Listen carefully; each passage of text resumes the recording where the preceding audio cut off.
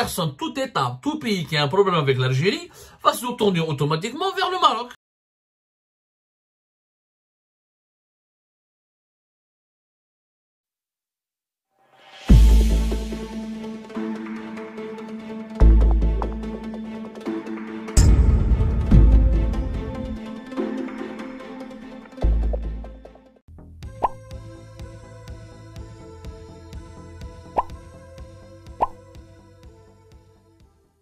C'est le Mali qui a convoqué l'ambassadeur algérien à Bamako pour protester contre la politique et des gestes inamicaux de la part de l'Algérie contre la souveraineté du Mali.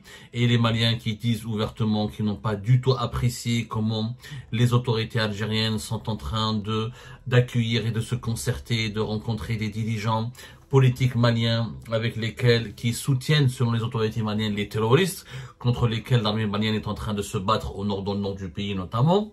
Le lendemain, le 21 décembre, c'est l'Algérie qui convoque à son tour l'ambassadeur malien pour essayer de s'expliquer avec lui, de lui dire que l'Algérie n'a pas franchi les lignes rouges, qu'elle respecte la souveraineté et l'unité nationale du Mali et qu'elle œuvre uniquement à trouver des solutions pour la réconciliation nationale. Et nous avons analysé ces deux situations et nous avons, je pense que vous avez été, beaucoup d'entre vous en tout cas ont été d'accord avec nous pour dire que l'attitude algérienne, ce que l'Algérie avait fait avec le Mali, c'est une maladresse totalement inconsciente et irrationnelle, parce que le problème a commencé le 19 décembre 2023, lorsque Abdelmajid Tebboune à la présidence algérienne, ils ont déroulé le tapis rouge au palais présidentiel d'Al Mouradia, un prédicateur salafiste qui s'appelle l'imam Mahmoud, comment il s'appelle? L'imam Mahmoud Dekou, prédicateur salafiste, l'une des figures religieuses les plus controversées, les plus sulfureuses actuellement au Mali, très proche de l'Arabie Saoudite, un parrain du salafisme qui développe ses tentacules au Sahel et qui rêve de créer une république islamique dans le Sahel et qui veut donc déclencher une nouvelle révolte populaire contre les autorités de transition dirigées actuellement par les colonels de l'armée malienne. Et c'est pour cette raison que Bamako a réagi avec beaucoup de véhémence, parce qu'il y a un gros problème avec l'imam Dekou qui a failli être arrêté en juin dernier par les autorités maliennes. On lui a enlevé son passeport diplomatique, on l'a interrogé pendant 2 heures, on a expliqué dans les 2 émissions précédentes qu'il y a l'imam Dekou, il a toute une confédération d'associations et de partisans qui menacent les autorités de transition au Mali d'allumer le feu de la protestation populaire. Donc c'est vraiment, je crois que l'Algérie n'est pas du tout convaincante. J'ai travaillé sur la réconciliation au Mali, l'accord d'Alger de 2015 concernait les Touaregs du Nord avec le pouvoir central, ne concernait pas des opposants. Même s'il est originaire de Tombouctou du Nord, l'imam Mahmoud Dekou, il ne fait pas partie des mouvements armés qui avaient voulu créer la Zawed en 2012 et 2013 jusqu'à 2014 et il n'a pas négocié, il n'en a pas assisté, il n'en a pas signé lui-même dans les accords d'Alger. Donc ça, les événements, vous pouvez retrouver nos 2 émissions. Nous avons même publié un éclairage sur notre site Algérie Part.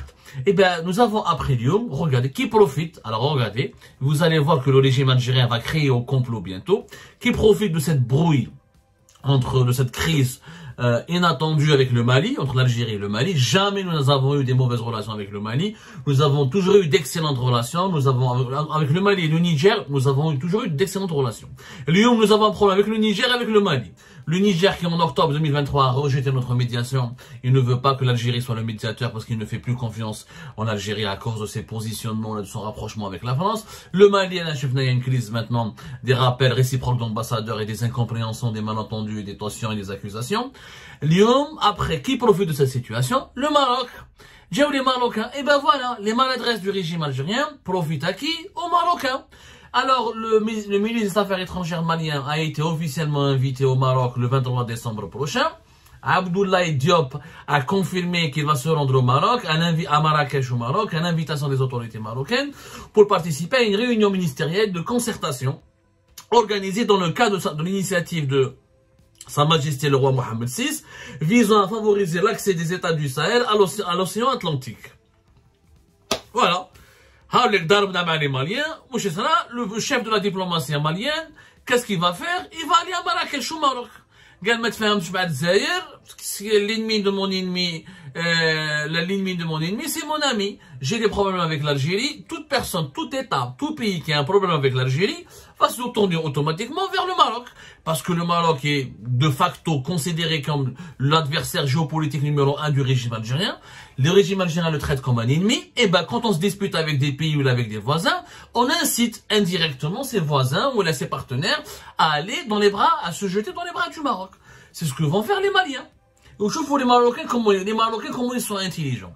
La vérité, donc vous allez voir, dans une semaine, 10 jours, vous allez voir la presse algérienne, c'est le Maroc qui a semé la zizanie entre le Mali et l'Algérie, c'est le Maroc qui est en train de financer une campagne de dénigrement pour déstabiliser les relations algéro-marocaines, c'est le algéro-malienne, c'est le Maroc qui pousse des dirigeants maliens à se retourner contre l'Algérie. Alors vous allez voir. Et pourtant, l'embrouille, elle a commencé lorsque Alger a accueilli un imam salafiste dangereux pour le pouvoir actuel au Mali et qui veut bousculer le processus de transition et qui veut chasser du pouvoir les colonels maliens qui, qu'on le veuille ou non, ont une certaine popularité. Il y a beaucoup de Maliennes et de Maliens qui les suivent et qui sont d'accord avec leur politique, à savoir s'émanciper du joug de la France, lutter de façon armée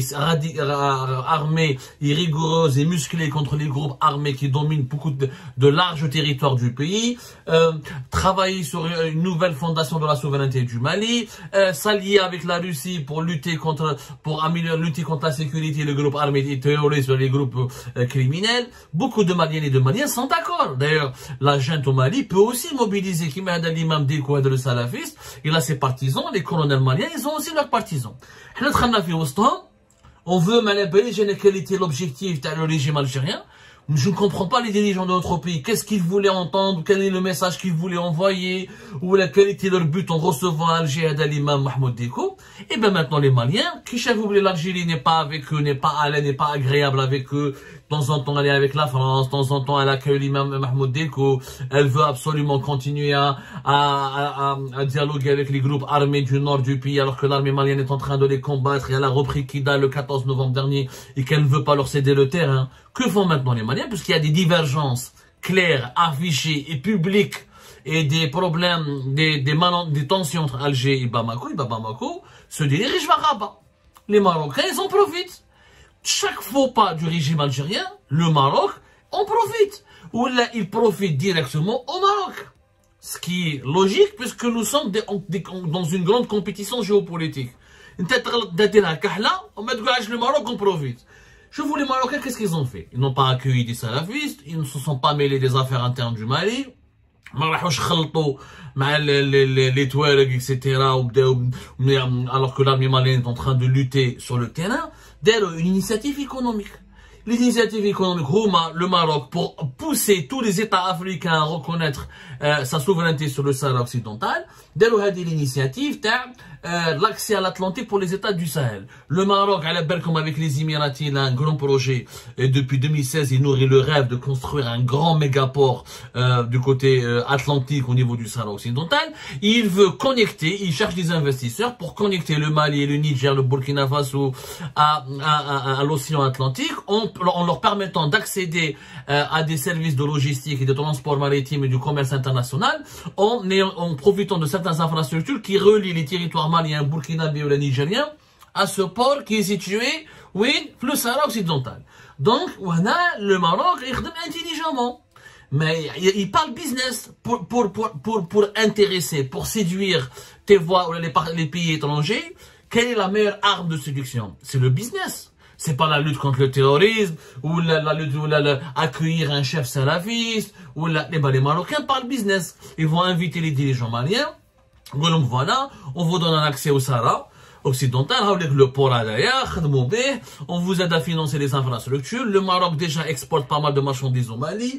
Des entreprises marocaines, des compagnies aériennes marocaines qui sont des banques marocaines déjà sont bien installées dans l'Afrique de l'Ouest et dans le Sahel. Ça vous le savez, et je n'ai pas à le dire, on l'a déjà dit 1000 fois. Allez voir les intérêts économiques et commerciaux marocains, comment ils se développent à Ouagadougou, à Niamey, à Bamako, etc. Donc les Marocains sont en train de gagner les faveurs des dirigeants maliens en profitant de quoi? Des faux pas du régime algérien. Au lieu de penser au billet, normalement, on est le grand voisin du Mali. On partage avec eux presque 1000 km de frontières. Quelles sont les initiatives économiques que nous avons proposées au Mali? L'Algérie a proposé de financer une mosquée à Kidal. Allez au projet. C'est en finançant une mosquée à Kidal que tu vas séduire les dirigeants maliens ou les partenaires maliens. Ya habibi, على ما نديروش des routes, على ما نديروش des plateformes logistiques, علاش ما نديروش des trains, علاش ما نديروش des zones de commerce, des zones industrielles. Récemment, Tebboune قال لك on va faire du troc. يتمسخروا بالناس. Les Maliens n'ont pas vous troquer quoi? Ils ont besoin de créer une nouvelle économie de A à Z. On va quoi? On va leur donner du hamoud boualem, ils vont nous donner de l'ananas ou du coton. Mais il faut créer des projets sérieux. Des projets sérieux, c'est-à-dire des routes, des chemins de fer, des aéroports, des ports, des usines, des zones industrielles. C'est ça l'Afrique. L'Afrique, je vais faire le troc. Je crois que la vision, les Africains c'est des sauvages. Nous sommes Africains, quand je dis Africains, on attend les pays de l'Afrique subsaharienne. Ce sont des Maoris ou des sauvages, ils veulent le troc, ils veulent avoir une bouteille d'eau. C'est pas vrai. C'est pas du tout vrai. La jeunesse malienne, la jeunesse du Niger, la jeunesse du... Moi, j'ai fait l'Afrique subsaharienne. J'ai fait Ouagadougou, j'ai fait Conakry, j'ai fait Dakar, j'ai passé à côté de j'étais de passage à Nouakchott, j'ai vu Kampala. Heureusement, j'ai cette expérience qui m'a ouvert les yeux sur l'Afrique subsaharienne. C'est un continent, c'est une région dynamique du monde, où il y a des classes moyennes qui veulent aspirer à la prospérité, où les populations cherchent du travail, cherchent des emplois, cherchent à avoir des voitures, des beaux logements, des routes. Tout est à construire. Le futur de la croissance économique mondiale, et même l'actualité, le présent de la croissance économique mondiale, c'est dans les pays de l'Afrique subsaharienne. C'est dans ces pays-là où on peut faire 10, 9, 8% de croissance économique par an. Et ce n'est pas ailleurs. Et l'Algérie n'en profite pas. Non, pourquoi? Parce que on fait uniquement de la politique politicienne, court-termiste, on ne voit pas plus loin que le bout de son nez. Alors, les colonels maliens à un moment donné, on invite un imam salafiste qui les menace qui menace de déclencher une révolte populaire contre eux. On l'accueille à Alger pour se concerter avec lui. On est toujours dans la logique de la provocation, du bras de fer. Et on ne tire jamais les leçons de nos erreurs. Regardez la crise politique, la crise des Dabenham à l'Espagne.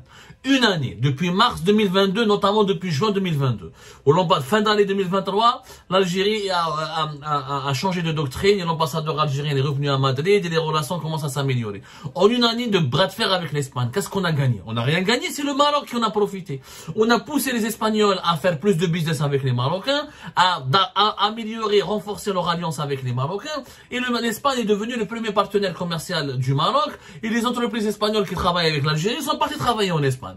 Donc on a fait les affaires du Maroc. Toute erreur que fait le régime algérien profite au Maroc. Son cri de complot. Il y a des Marocains, donc comment me dire, les Marocains, je me dire, ils croient de Sénat. غير يغلط le régime algérien, يصدموهم. هذا ما كاين complot إماراتيين. يا حبيبي جايب لي انا الامام salafiste في Alger pour un pays qui a lutté contre le terrorisme, pour un pays qui a vaincu contre le terrorisme, وتقول لي je veux dialoguer avec lui. واش يكون هذا الامام ديكو؟ C'est l'homme des Saoudiens. لا تعارضوا انت في Alger. On s'en fout de lui. Je préfère l'armée malienne est une institution. Les colonels, Balek Assimi Goïta, qui n'est pas bon corrompu, mais l'armée malienne est une institution. Je préfère parler avec une institution solide, qui a le droit, c'est légitime de sa part de vouloir garantir la souveraineté de son territoire et sécuriser son territoire. On a provoqué une crise diplomatique avec le Mali, gratuitement. Et maintenant, les Maliens vont faire quoi? Vont aller au Maroc.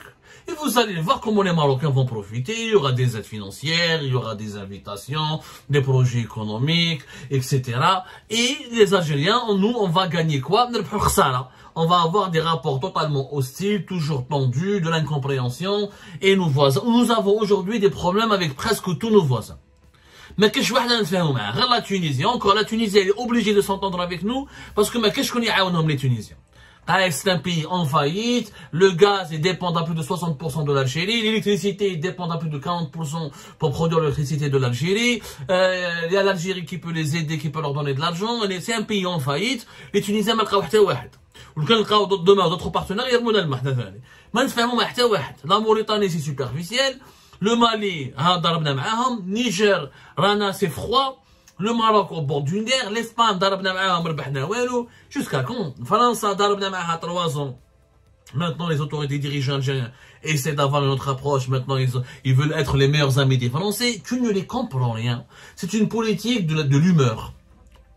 Le régime algérien pratique une géopolitique de l'humeur, de l'émotion, de l'enfantillage, de l'instabilité, de caractère, une diplomatie une diplomatie d'un sale caractère. C'est-à-dire, quand je suis en colère, je te bouscule, je te provoque, je rends les relations, je gèle, etc.